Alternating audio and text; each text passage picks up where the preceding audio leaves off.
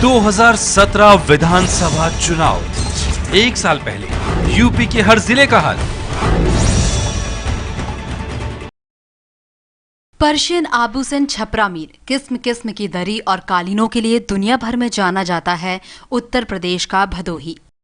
3 लाख से ज्यादा लोग दरी और कालीन के इस कारोबार से जुड़े हुए हैं और सालाना करीब 7,000 करोड़ रुपए का ये कारोबार होता है।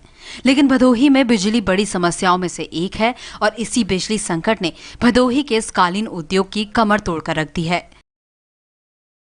कहने को तो शायद 18 या 20 घंटे है, मगर शायद हम लोग को 10 या 12 घंटे बिजली मिलती है, और वो भी मतलब ये नहीं होता कि अनइंटरप्टेड।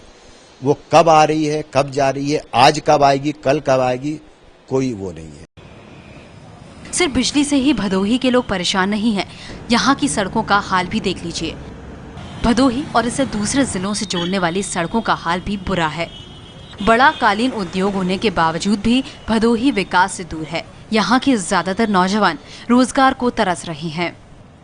भदोही में सबसे बड़ी समस्या अगर हम लोग कहें तो हमको लगता है आज के जमाने में युवा लोगों के रोजगार की है।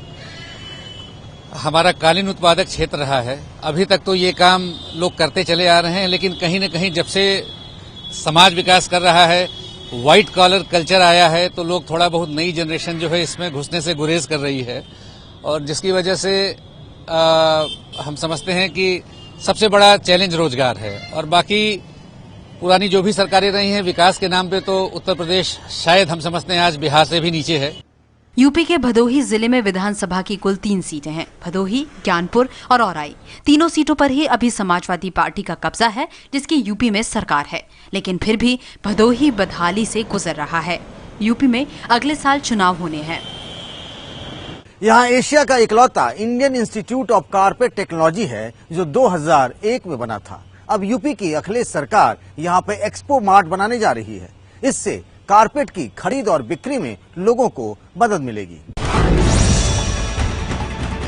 नमस्कार, मैं हूं पंकज झा। वैसे तो यूपी में विधानसभा चुनाव अगले साल की शुरुआत में होंगे, लेकिन चुनावी हलचलें अभी से तेज हो गई हैं। केरल और पश्चिम बंगाल के चुनावी नतीजों के बाद यूपी के सीएम अखिलेश यादव को लगता है कि उनकी वापसी होगी।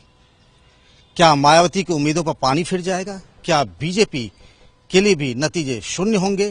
कांग्रेस क्या दमखम दिखाएगी? हम आज हैं यहाँ भदोही में। आप लोगों को क्या लग रहा है कि क्या अखिलेश यादव सरकार की वापसी हो पाएगी? हमको तो नहीं लगता। हमको तो लगता है कि सरकार की वापसी नहीं होगी। अच्छा। हाँ, ये कानून व्यवस्था के मामले में सरकार विफल है। लूट खसोट मची हुई है पूरे जनपद में। आप भी नौजवान पीढ़ी के हैं, आपको क्या लगता है क्या होगा? जी एकदम नहीं आ पाएंगे। एकदम नहीं आ पाएंगे। ऐसा क्यों? जिस तरह से कि अब जो बेरोजगार हैं उन्हें रोजगार देना चाहिए, तो बेरोजगारी भत्ता का एक लंबा सा प्रोसेस दिखा के, एक लॉलीपॉप देके, और फिर उसको एक ठंडे बस्ते में डालना। सबसे ज्यादा समाजवादी पार्टी से ही सवाल होगा। हमारे साथ आरिफ सिद्दीकी जी हैं, बीजेपी से हमारे साथ सपना दुबे हैं, कांग्रेस से सिद्धार्थ मिश्र हैं और बीएसपी से भरतराज सिंह जी। सिद्दीकी जी, अभी आपने सुना लोगों को बोलते हुए, क्या कहेंगे आप?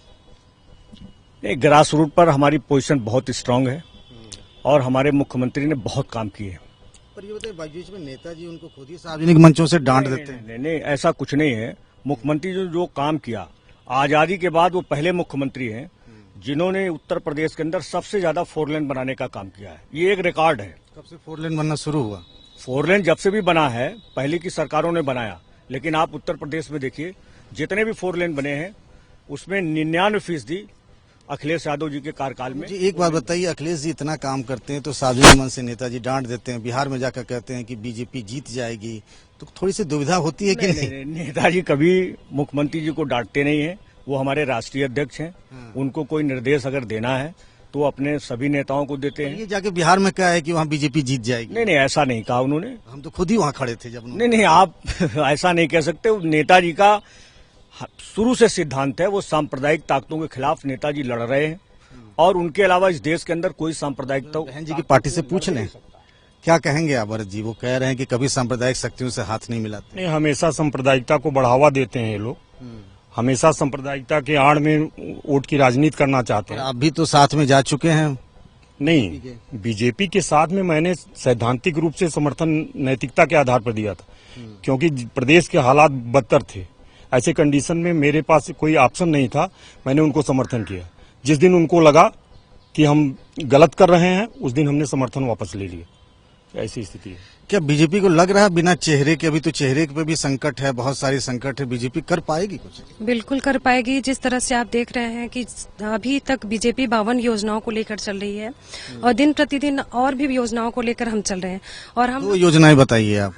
जनधन योजना और सुकन्या समृद्धि योजना जो ज्यादा से ज्यादा बीजेपी के द्वारा कार्यकर्ताओं के द्वारा खोला गया है, महिलाओं को इससे जोड़ा गया है और महिलाओं में ज्यादा। इन्होंने जो योजनाएं बताई, आप लोगों को लग रहा है कि योजनाएं दिख रही हैं आप? नहीं, धरती पर तो कुछ बीजेपी का कोई कार्यक्रम नहीं दिखाई दे रहा है। ये लोग कहते थे कि मतलब हम चुनाव जी प्रधानमंत्री बन जाएंगे तो 15 लाख आ जाए खाता में। 15 रुपए नहीं है, 15 लाख की बहुत दूरी है। ऐसी सरकार चाहिए जो झूठ के वादों पर न टिकी हो। ऐसा मंत्री चाहिए जो पर अखिलेश जी ने भी कहा था टैबलेट बांटेंगे, साड़ी कंबल बांटेंगे। 55 लाख गरीबों को जो है, ये सवाल तो आपसे भी होगा। नहीं, हमने लैपटॉप बांटा, बेरोजगारी नहीं बांटा, साड़ी कंबल भूल गए। हमने किसानों को मुफ्त पानी दी, हमने समाजवादी पेंशन दिया, हमने मजदूरों को साइकिल दिया, हमने तो तमाम विकास की योजनाओं को हमने देने का काम किया। हमने हर त्योहारों पर, ये पहली उत्तर प्रदेश में सब कुछ नहीं। अच्छा ही बताइए, पहली सरकार है जिसने हर त्योहारों पर पूर्ण रूप से बिजली दे करके। बिजली की समस्या मैं जानना चाहता हूँ, क्या भदोही में बिजली है? सर भदोही बिजली का नाम ही नहीं है, आधी आई खत्म। अभी आप देख लीजिए, हाँ जब मुख्यमंत्री जी आए थे तो थोड़ा बिजली थी, उनके जाते ही बिजली 2 दिन तक पूरी रात पूरी दिन बिजली नहीं रही। पानी के लिए लोग तरस गए, गंदा पानी पी रहे हैं। ये बिजली की समस्या, सिद्दीकी साहब जब मैं आ रहा था गांव में भी लोगों ने कहा कि बिजली की संकट बहुत है, खासतौर से जो कारपेट इंडस्ट्री है उसको भी बहुत झेलना पड़ा। नहीं, कारपेट इंडस्ट्री को तो यहाँ 24 घंटे बिजली मिल रही है। कांग्रेस का कुछ समझ में नहीं आ रहा। भाई सपा दिख रही है, बीजेपी तैयारी में दिख रही है, बीएसपी भी दिख रही है, आपके यहाँ सन्नाटा है? सन्नाटा बिल्कुल नहीं है। हम लोग की तैयारी ग्रास रूट लेवल से चल रही है, बूथ लेवल से चल रही है। और इस बार पार्टी अगर सब कुछ ठीक ठाक रहा तो उत्तर प्रदेश में एक स्थायी सरकार बनाएगी और उत्तर प्रदेश को फिर उसी 25 साल 28 साल पुराने रास्ते पर। यहाँ से खबर आती है कि राहुल जी सीएम के कैंडिडेट हो सकते हैं, कभी होता है कि प्रियंका गांधी को वापस लाओ। देखिए, ये केंद्रीय नेतृत्व का फैसला है, उसमें हम लोग कुछ नहीं कह सकते। जो केंद्रीय आपकी भी कोई चाहत होगी? भाई हम तो चाहते हैं कि प्रियंका जी मैदान में आए। आपका मुकाबला किससे है? हमारा मुकाबला किसी से नहीं है, हम एकदम आगे बढ़े हुए हैं। बीजेपी और बीएसपी ये लड़े दूसरे तीसरे। कह रहे हैं कि बीजेपी और बीएसपी से हमारा कोई मुकाबला नहीं, नंबर 1 है। नहीं, ऐसा नहीं है। तीसरे नंबर की पार्टी है समाजवादी पार्टी। इस बार तीसरे नंबर पर चुनाव दूसरे पे किसको ले आए? दूसरे नंबर पर देखिए कोई भी आ सकता है, लेकिन ये नहीं आएंगे। जनता सब जानती है कौन आएगी, ये आप भी जानते हैं, यहाँ की जनता भी जानती है। हमें तो नहीं पता।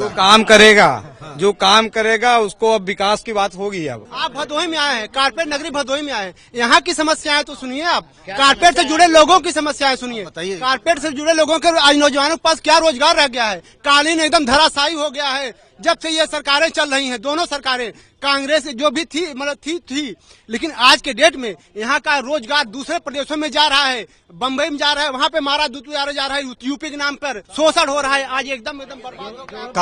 कारपेट इंडस्ट्री ऐसी इंडस्ट्री है जो पूरे भदोही को दुनिया से जोड़ती है और कारपेट को लेकर के सवाल आज भी वही हैं जो कई दशक पहले भी थे।